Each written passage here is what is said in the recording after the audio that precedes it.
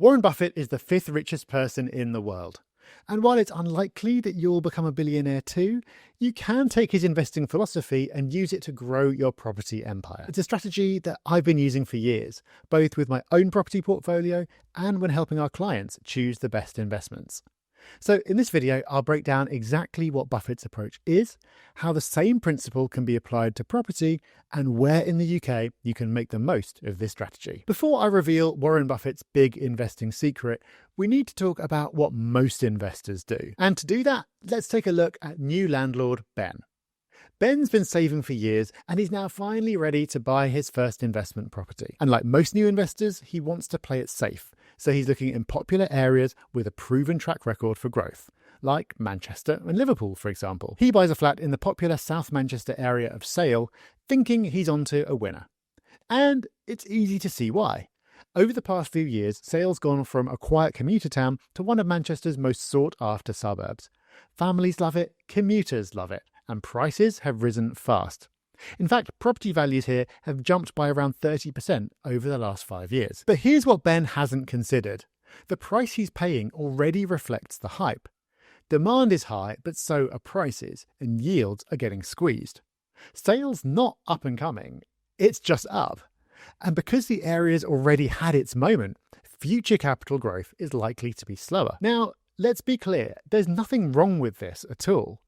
If you buy into a proven area, as long as it's not so proven it's overheated, you will do well over the long term. The wonderful thing about property, or investing in anything sensibly, is it can make you very wealthy over time without needing to win any prizes for originality. After all, Warren Buffett wouldn't be short of a few dollars to buy cherry Coke and hamburgers if he'd just invested in the S&P 500 for 50 years. But what if you want to set your sights a bit higher and earn yourself some outsized returns?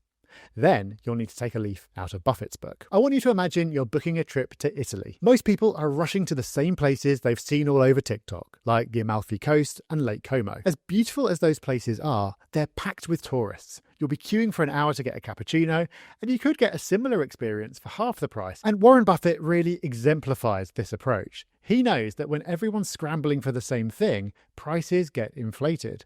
If you want to make real money, you need to find what's known as an unloved asset. Buffett has invested in heaps of unloved assets that later become household names, like Coca-Cola, American Express, and Apple.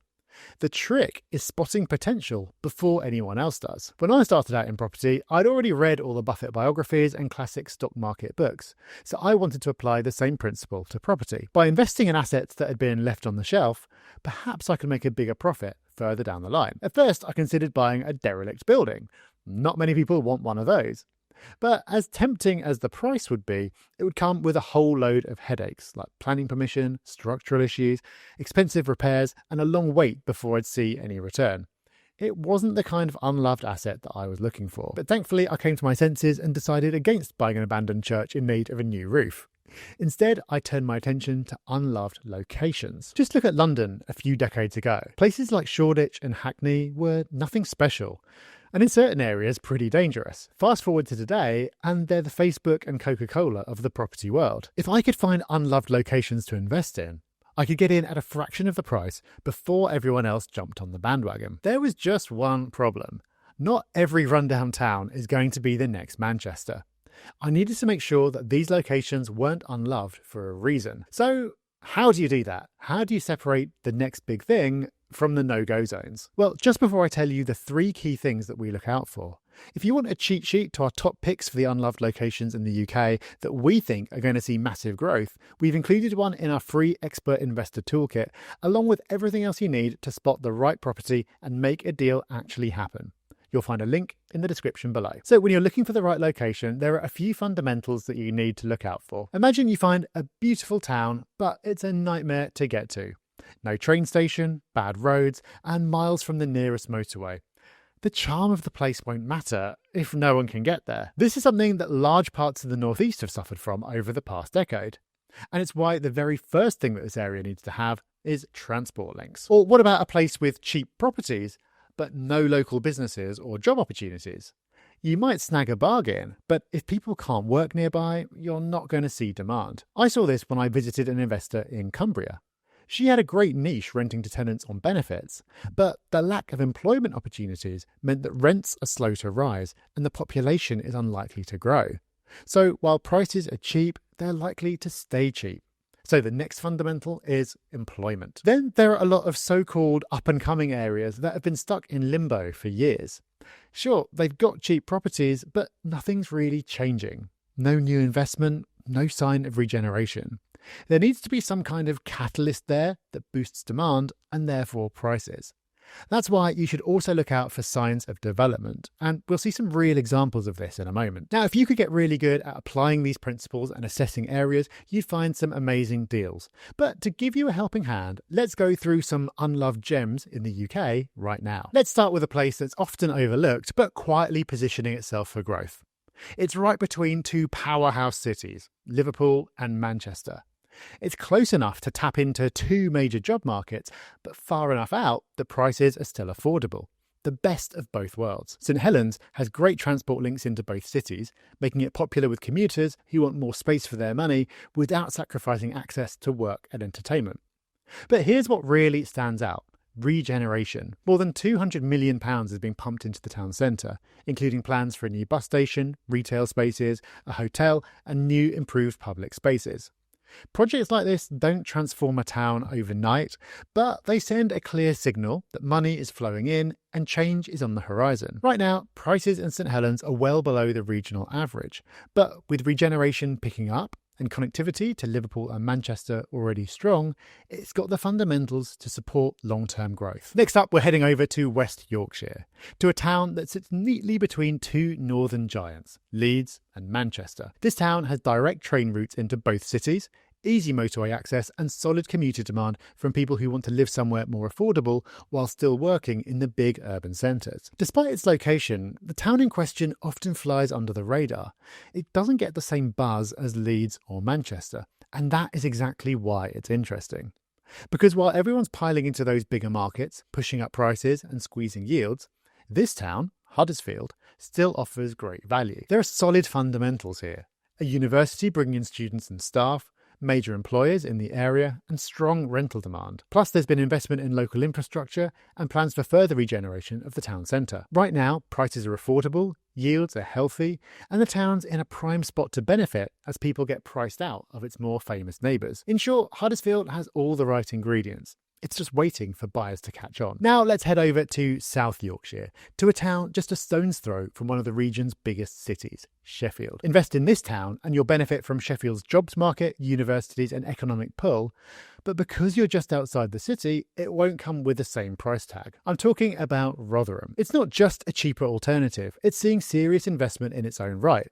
More than £200 million is being poured into regeneration projects across the town. New leisure facilities, commercial spaces and public realm improvements are on the horizon. Add to that strong transport links, including rail connections and easy access to the M1, and you've got solid fundamentals supporting both rental demand and future capital growth. Right now, Rotherham feels like one of those places that hasn't quite caught the attention of the wider market.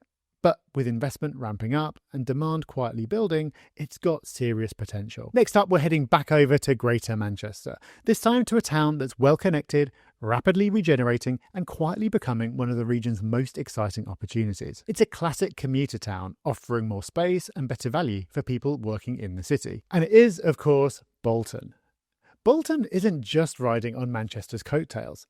There's also a huge amount of investment happening within the town itself, with over £1 billion committed to regeneration projects, including a complete transformation of the town centre, with new residential, retail, leisure and office spaces. This kind of large-scale investment doesn't just make a place look better, it boosts employment, increases demand for housing, and raises the whole profile of the area as a whole. At the moment, property prices in Bolton are still affordable compared to nearby hotspots.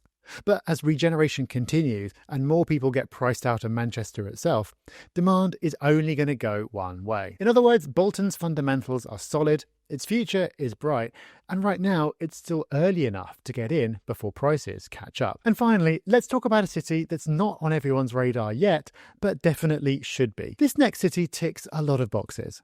It's affordable, it's well connected, and it's quietly establishing itself as one of the Northwest's rising stars. You've got excellent transport links here, including direct trains to both Liverpool and Manchester, and quick access to the M6. But Preston isn't just a place that people pass through. It's got a strong local economy in its own right, with major employers in healthcare, education, manufacturing and logistics. The University of Central Lancashire brings in tens of thousands of students, creating demand for rentals and boosting the local economy. And the city is not standing still. Over £200 million is being invested through the Preston City deal, funding new roads, housing developments, commercial spaces and public realm improvements. This investment is set to unlock even more growth over the coming years. Right now, property prices in Preston are well below the Northwest average. But with growing demand, improving infrastructure and major regeneration already underway, it's a city with serious long-term potential. If you're looking for a market with solid fundamentals and room to grow, Preston's a place to keep a very close eye on. Now, if you're spitting out your tea and about to type something outraged in the comments box at being told that some of these places, which sound deeply unfashionable today, could have investment potential, well, that's exactly the point. The biggest opportunity exists precisely when something sounds the most unlikely. And by the time it becomes obvious, it's too late for those outsized returns. But let's be clear. Early also means more risky. You're not buying into a proven success story, and you're not going to get it right every time. Which is why, if you can weed out areas that are definitively bad, you'll be saving yourself from some potentially very expensive mistakes. Because when you're searching for deals yourself, knowing where not to invest is just as important as knowing where the opportunities are. Otherwise, you could end up sinking your money into an area that looks like a bargain, but is actually a money pit. So watch this video next, where I reveal the top places to avoid at all costs.